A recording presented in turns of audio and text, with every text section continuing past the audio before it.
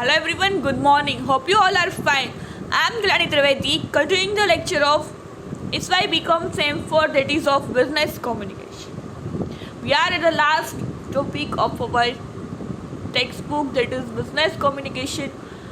Last chapter, last topic, that is sales letter, practical letter writing, sales letter. Complaint ને adjustment letters જોઈ લીધા, collection letters જોઈ લીધા અને હવે sales letter.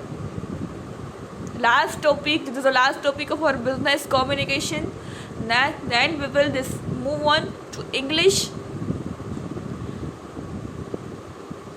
Practical letter writing, sales letter. Sales letter કોને કહેવાય?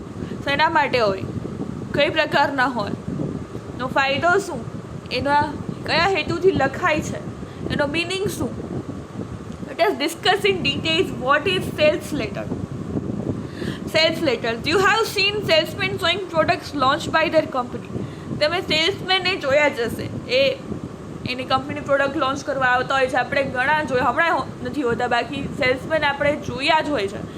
દે may also show you the new offers by the company. Company જે ન્યૂ ઓફર આપે છે એ પણ આપણને કહે છે કે આ ઓફર છે, આ લઈ લો મેડમજી કરીને આવે અલગ અલગ પ્રોડક્ટ્સ લઈને. તો એ છે કે અલગ અલગ ઓફર પણ આપે છે. Sometimes you receive some emails or letters regarding some offer and discount from some companies. ક્યારેક તમને ઈમેલ પણ આવે છે, ઈમેલ અને ડિસ્કાઉન્ટ ઓફર જે છે ઈમેલ આવે છે આનો કંપની તરફથી. You can easily notice all the during festive seasons. Festive season હોય ત્યારે વધારે ઓફર હોય એટલે આપણને મેલ આવતા હોય છે કે તમે આ લઈ લો, આટલું ડિસ્કાઉન્ટ છે, આટલું ડિસ્કાઉન્ટ છે, એટલી ઓછી પ્રાઇસમાં મળે છે.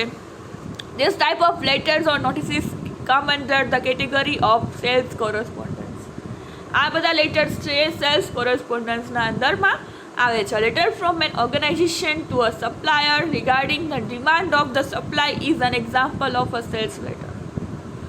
કોઈ ઓર્ગેનાઇઝેશન દ્વારા સપ્લાયરને demand of the supply is an example of sales letter.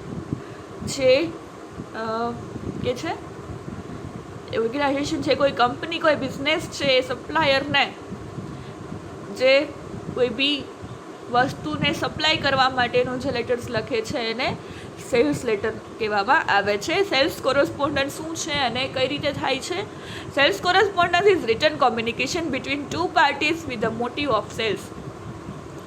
Cells correspondence, sales letters કઈ તેના માટે છે તો એક રિટન ફોર્મ છે બિટવીન ટુ પાર્ટીઝ, બે પાર્ટીઝ વચ્ચેના રિટર્ન ફોર્મમાં કોમ્યુનિકેશન માટેનું માધ્યમ છે with the motive of sale, sale માટેનું, સેલિંગ માટેનું. આ sales letter is a form of sale correspondence, selling માટેનું. It is letter that try to sell a product. મેં કીધું ને, પ્રોડક્ટ વેચવા માટે. Sales letter are an effective way to communicate with clients. Sales letter છે an effective, અસરકારક માધ્યમ છે જેના દ્વારા ક્લાયન્ટ સાથે કોમ્યુનિકેશન થઈ શકે છે. It may target a specific group of to grab their attention. કોઈ સ્પેસિફિક ગ્રુપને ટાર્ગેટ કરીને એનું અટેન્શન મેળવવા માટે સેલ્સ લેટર લખવામાં આવે છે. It is like a salesman discussing the purpose but in the form of letter. It is like A salesman કોઈ જેમ આવીને પ્રોડક્ટ વિશે કંઈ માહિતી સમજાવતા હોય, નવી પ્રોડક્ટની ઓફર, ડિસ્કાઉન્ટ આપતા હોય, એમ જ લેટરના ફોર્મમાં જે કોરસ્પોન્ડન્સ થાય છે એને સેલ્સ લેટર કહેવામાં આવે છે. Sales letter can be general or particular in nature. General પણ હોય છે અને પર્ટિક્યુલર પણ હોય છે. ઓબ્જેક્ટિવ ઓફ સેલ્સ લેટર, કયા હેતુથી લખાય છે? Sales letter aims at reaching the reader to purchase the product. એના માટે લખવામાં આવે છે કે એ રીડર સુધી પહોંચે, એ રીડર વાંચે અને એ પ્રોડક્ટ ખરીદે. Introduction and marketing of new products and service.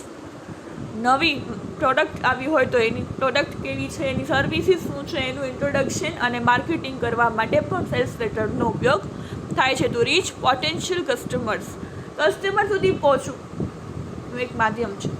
Expansion of the market, માર્કેટમાં તમારી વેલ્યુ હોય તો માર્કેટ વધારી શકો, લોકો સુધી મોટી સંખ્યામાં પબ્લિક સુધી પહોંચી શકો, એના માટે સેલ્સ લેટરનો ઉપયોગ થાય છે. Advantages of sales letter. A sales letter is less expensive. બહુ મોંઘું નથી.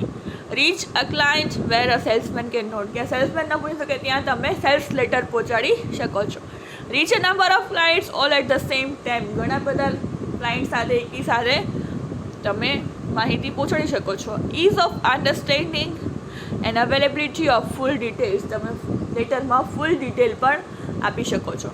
Four convenient efficient and comprehensive, more convenient, લોકોને કન્વિનિયન્ટ છે, એફિશિયન્ટ એન્ડ કોમ્પ્રિહેન્સિવ, એમાં બધું ડિટેલમાં વર્ણન પણ હોય છે. તો આ પ્રોડક્ટ રિલેટેડ સેલિંગની છે. જો આપણે કમ્પ્લેન એડજસ્ટમેન્ટ લેટર જોયા, પેમેન્ટ માટે કલેક્શન લેટર જોયા, એમ સેલિંગ માટે સેલ્સ લેટર છે. પ્રોડક્ટનું સેલ વધારે થાય એડવર્ટાઇઝમેન્ટ માટે એડવર્ટાઇઝમેન્ટ કરી શકો, નવી પ્રોડક્ટ નવી સર્વિસ શું આવી છે, જેમ સેલ્સમેન આવીને વાત કરે છે એ રીતે રિટર્ન ફોર્મમાં સેલ્સ લેટર્સ લખાય છે. એક પાર્ટી બીજી પાર્ટીને આપે છે સેલિંગ માટે, પ્રોડક્ટ સેલિંગ માટે, અને રિટર્ન ફોર્મમાં જ હોય છે sales letters. This the last topic. જેમ સેલ્સમેન આવીને પ્રોડક્ટ બતાવે છે એમ જ ડિટેલમાં સેલ્સ લેટર્સમાં કોઈ બી પ્રોડક્ટની ડિટેલ્સ અને ઇન્ફોર્મેશન લખેલી હોય છે. શું ડિસ્કાઉન્ટ છે, શું નવી પ્રોડક્ટ આવે છે, એની બધી details is all about it is sales letter. We'll discuss in the next lecture. So thank you for listening. Have a nice day.